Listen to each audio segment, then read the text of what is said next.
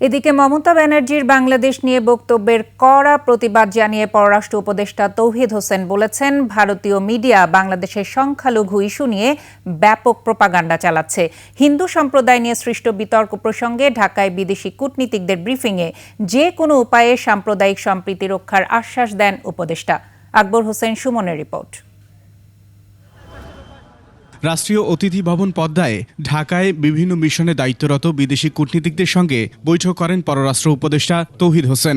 যুক্তরাষ্ট্র, যুক্তরাজ্য, ভারত, ইউরোপীয় ইউনিয়ন, জার্মান, জাপান, চীন, কানাডা, সৌদি আরব, ইরান, সিঙ্গাপুর, পাকিস্তান সহ একাধিক রাষ্ট্রের কূটনীতিক ও বাংলাদেশে কর্মরত আন্তর্জাতিক সংস্থা ও জাতিসংঘের প্রতিনিধির সামনে সংখ্যালঘু নির্যাতন নিয়ে ভারতীয় মিডিয়ার অপপ্রচারের বিষয়ে বাংলাদেশ সরকারের অবস্থান তুলে ধরেন পররাষ্ট্র উপদেষ্টা।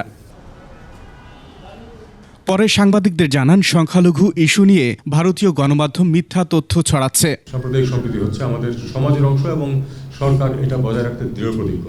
কোনো মানুষ তার ধর্মীয় বা সাম্প্রদায়িক পরিচয়ের কারণে নিগৃহীত হবে না, এটা আমরা অবশ্যই নিশ্চিত করব। ভারতীয় মিডিয়ার যে বক্তব্য সেটাকে ধরে কিন্তু আবার অনেকে অন্যান্য মিডিয়াতেও সেটা প্রচার করেছে।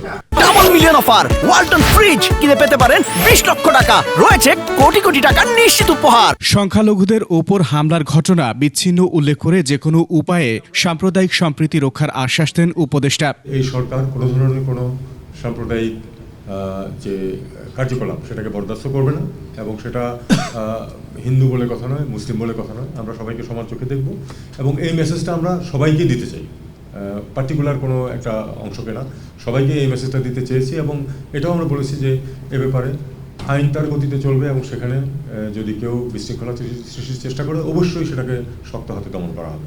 বাংলাদেশের পরিস্থিতি নিয়ন্ত্রণে পশ্চিমবঙ্গের মুখ্যমন্ত্রী মমতা বন্দ্যোপাধ্যায়ের বক্তব্যের কড়া প্রতিক্রিয়া জানান পররাষ্ট্র উপদেষ্টা।